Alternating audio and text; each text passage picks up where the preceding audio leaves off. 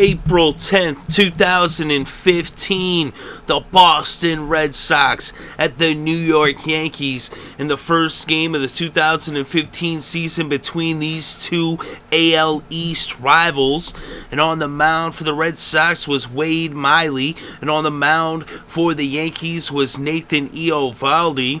And this game would end up going 19 innings. This was the longest game in franchise history for the Boston Red Sox as far as time is concerned. It ended up lasting 6 hours and 49 minutes. It's the second longest game in Yankee history in terms of time elapsed. And this is the longest game between these two teams since 1967. I think it was August 19th, 1967, but it was 1967. The Red Sox and the Yankees played 20 innings. Of course, that one was a shorter game. I don't exactly know how long it took them to play it, but they were playing baseball at a faster rate back in 1967 than they play in 2015 with all the breaks and everything and this, just even in between the pitches. But this game started out first inning, Eovaldi on the mound for the Yanks, and Mookie Betts led off for the Sox. He grounded out. Dustin Pedroia got a single. Then Big Papi struck out looking. Hanley Ramirez got a single. And now there was 2 men on, 2 out. That brought up Pablo Sandoval. And Kung Fu Panda hit a single. That brought in Pedroia, and it was now 1-0 Red Sox.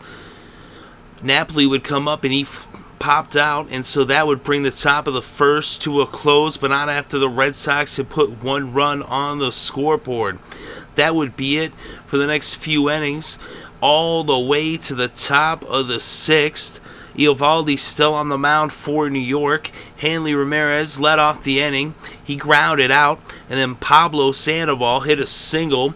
And so now he ended up advancing on a wild pitch, and then Napoli walked. And so now we had another wild pitch, and Pablo Sandoval was on third, and Napoli was on second.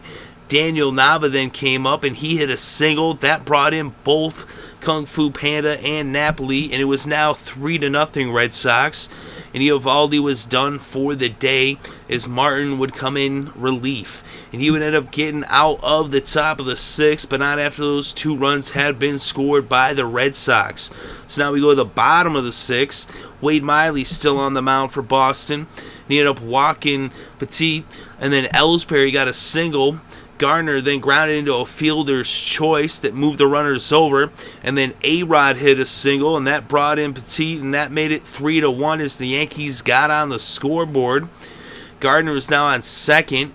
Tex walks, and so now we had the bases juiced, and Miley was done for the day, and now Ross would come in relief. So that brought up Brian McCann, and he had a sac fly, and that brought in Gardner as he tagged up. And then Headley came up to bat, and he popped out. And so that would do it for the 6th, but not after the Yanks had put 2 runs on the board. And in the top half of the 6th, the Sox had put 2 runs on the board, and it was now a 3-2 ball game after 6. And that would do it for the next couple innings. But then in the bottom of the 9th, as the Red Sox were looking to close this one out and get the 1-run win, Tex was the first batter for New York. He struck out looking, and then McCann popped out. So now there was 2 outs, nobody on, bottom of the 9th, down by a run, and here comes Headley to the plate, and he hits a home run 400-plus feet, and this is a tie ball game between the Yankees and the Red Sox, as we were at least going to extra innings, as we know we would be going to extra innings, as Beltran grounded out. So that would do it for the first 9 innings. So now we're headed to extra innings.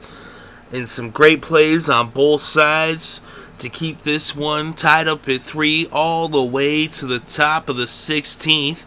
And Pedroia struck out swinging to start the inning, and then David Ortiz goes deep off of Rogers. And now it was the Red Sox ahead 4-3.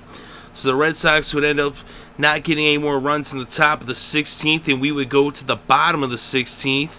Stephen Wright on the mound for Boston, the knuckleballer.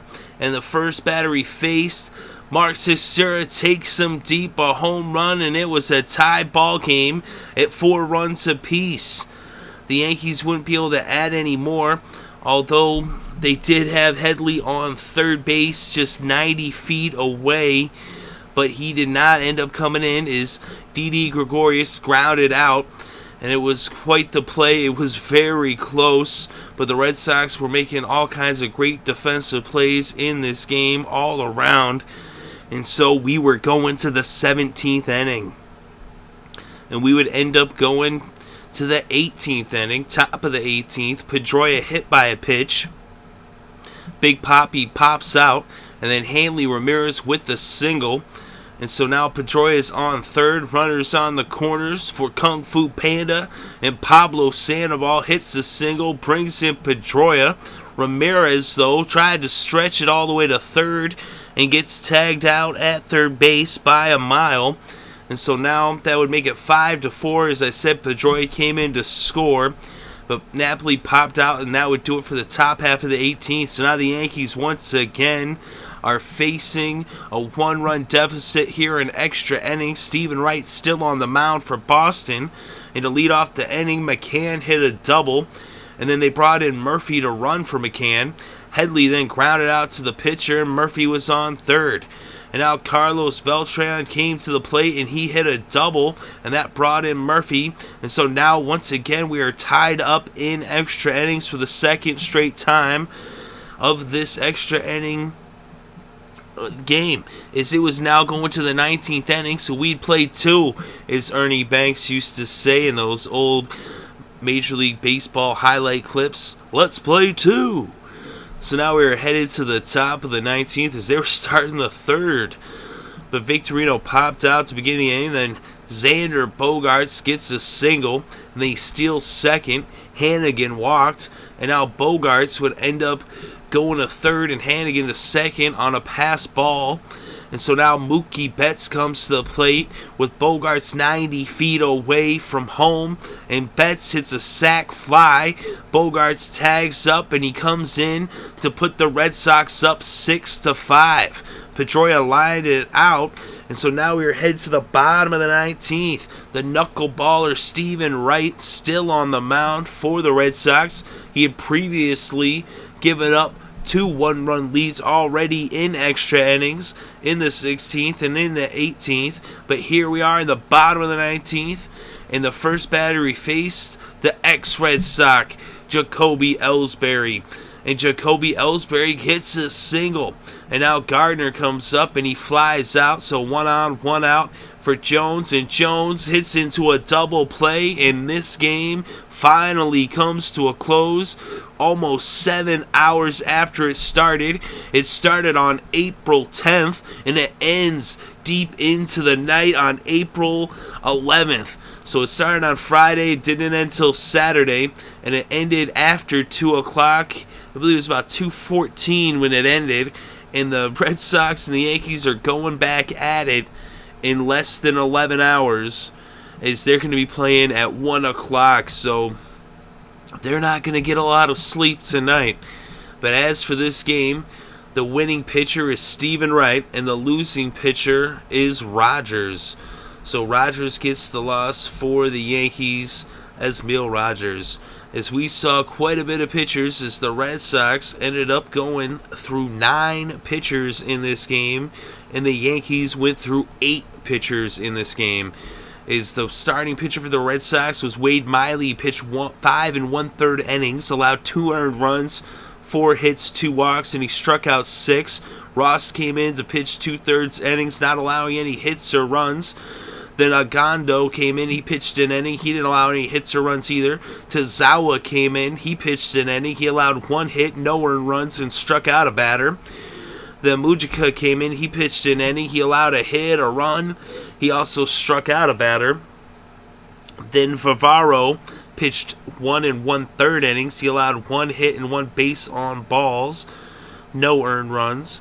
Lane was on the mound for some incredible plays as we saw some great defense by Xander Bogaerts in this game. Pablo Sandoval, Pedroia, everybody all around. Hanley Ramirez made some great catches in the outfield as well.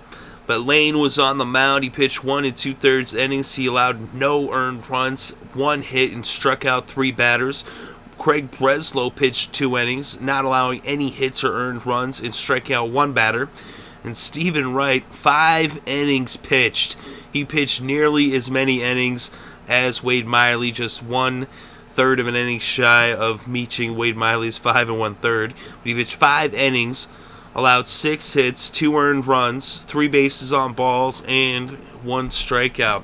So he actually allowed the same amount of earned runs and more hits than the starting pitcher. But he gets the win as he was on the mound when the Red Sox won this one in 19 innings. And as for the Yankees, Nathan Eovaldi, he also lasted 5 1/3 innings. He allowed 3 earned runs, 8 hits, walked a batter, and struck out a batter. Martin came in, he pitched 2/3 of an inning, no earned runs, no hits, walked 1 batter, and struck out 1. Wilson 1 2/3 innings, no hits, no earned runs, striking out 1 batter.